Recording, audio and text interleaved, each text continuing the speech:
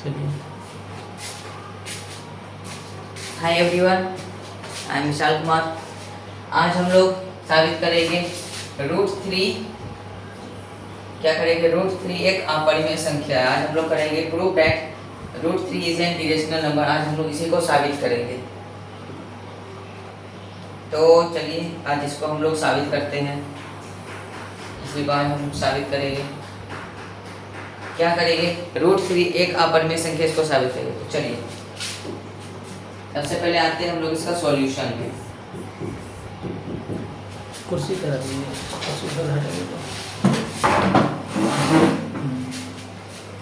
√3 को साबित करने के लिए सॉल्यूशन में हमें सबसे पहले मानना पड़ेगा कि वह एक परिमेय संख्या है। अपरिमेय दिखाने के लिए हमें उसे परिमेय संख्या मानना पड़ेगा।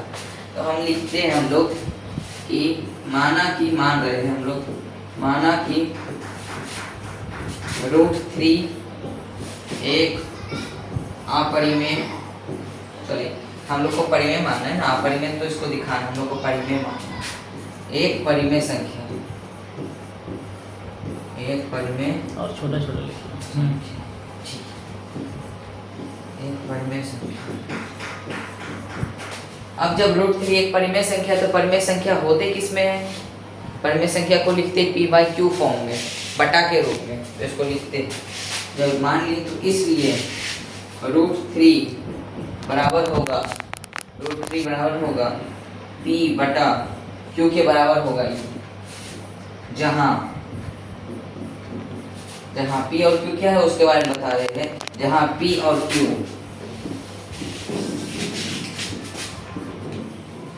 जहाँ p और q सह-अभाज्य है, जहाँ p और q सह-अभाज्य है, सह-अभाज्य है और q does not equal to 0। सह-अभाज्य का मतलब कि HCF1, दोनों का HCF1 ही होना चाहिए। मतलब दो कोई संख्या तो वो सिर्फ और सिर्फ एक से करना चाहिए, एक के अलावा किसी से भी नहीं। तो हमने क्या माना? p और q सह-अभाज्य, मतलब p और q सिर्फ किससे कटेगा? एक से।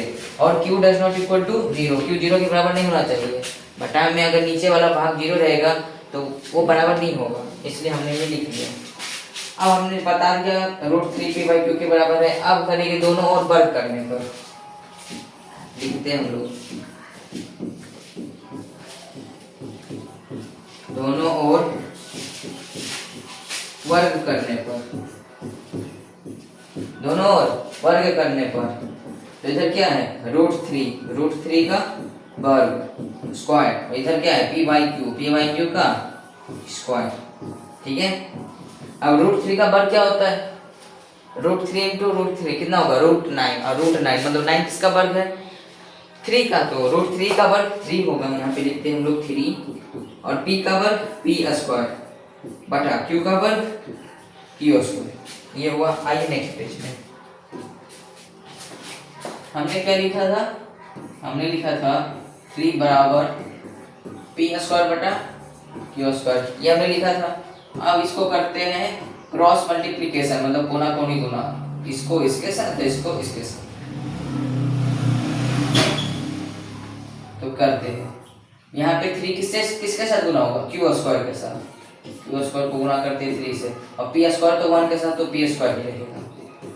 अब हम लोग क्या करते हैं? q² को एक ही तरफ लाने देते हैं, और 3 जो गुना में उसको उधर भेज देते हैं। तो जब गुना में है, अगर बराबर के इस साइड गुना में है तो बराबर के उधर भेजेंगे तो क्या चीज में होगा? भागा में। भागा लिख दिया।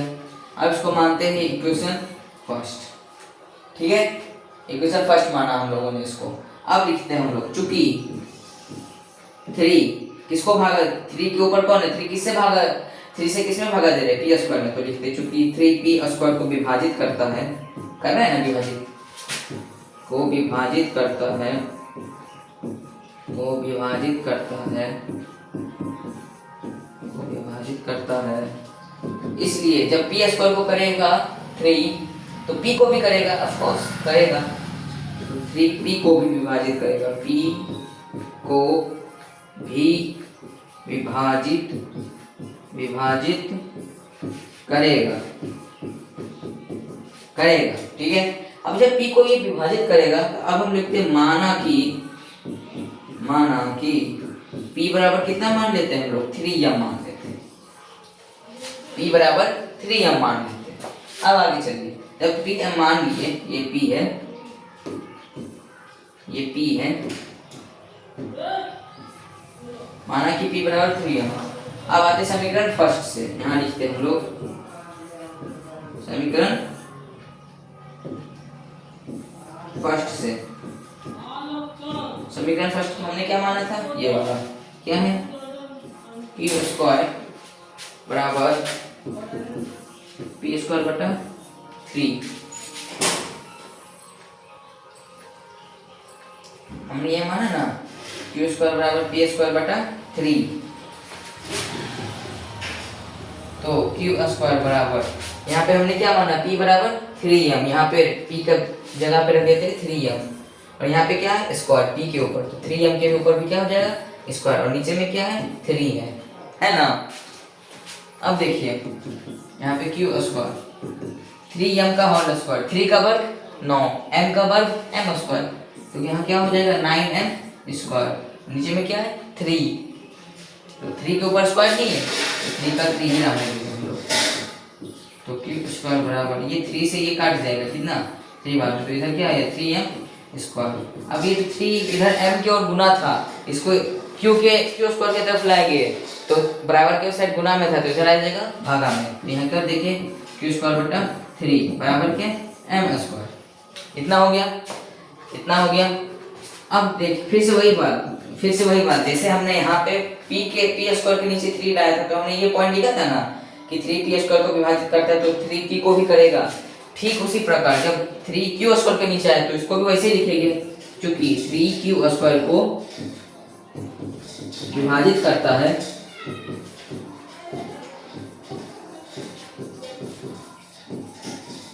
देखिए 3q स्क्वायर को विभाजित करता है, तो बताइए 3q को विभाजित करेगा? ऑफ कोर्स करेगा। 3q को भी विभाजित, एक सेकंड,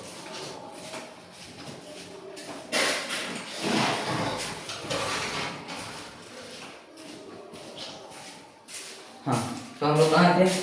ये कि 3q को भी विभाजित करेगा, विभाजित करेगा। अब ये नेक्स्ट पेज में, अब जब 3q को भी विभाजित करेगा, 3 किसको विभाजित किया? p को किया और q को किया कि नहीं? अब यहाँ पे वो भी पॉइंट लिखेंगे, चूंकि 3 p और q को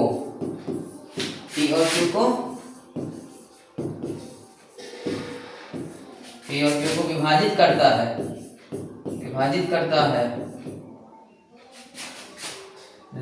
हाँ करता है, लेकिन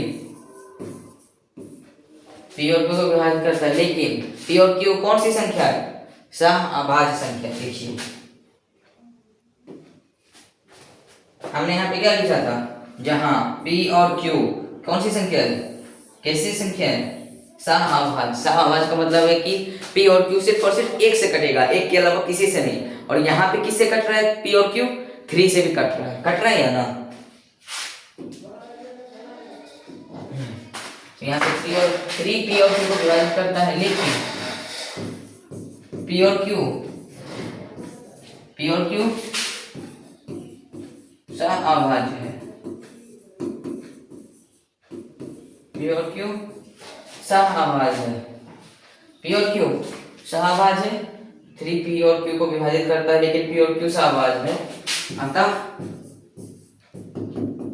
अतः हमने क्या माना था कि p और q सिर्फ एक से कटेगा, यहाँ किससे कट रहा है? 3 से भी कट रहा है, तो अतः हमारा मानना गलत साबित हुआ। हमने जो माना था कि p और q समअभाज्य हो गए, वो गलत साबित हो गया। तो लिखते हैं अतः हमारा मानना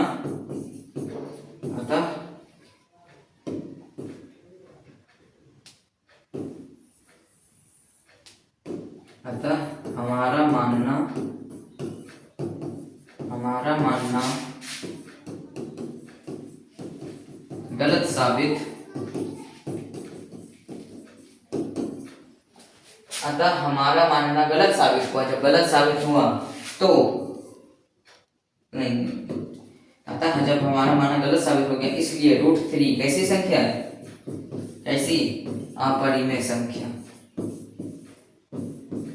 अपरिमेय संख्या है। Proof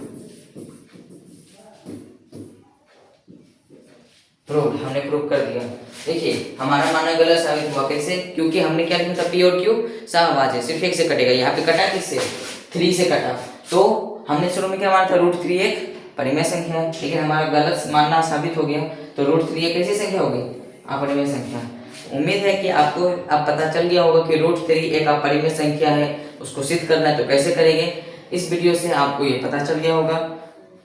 thank you.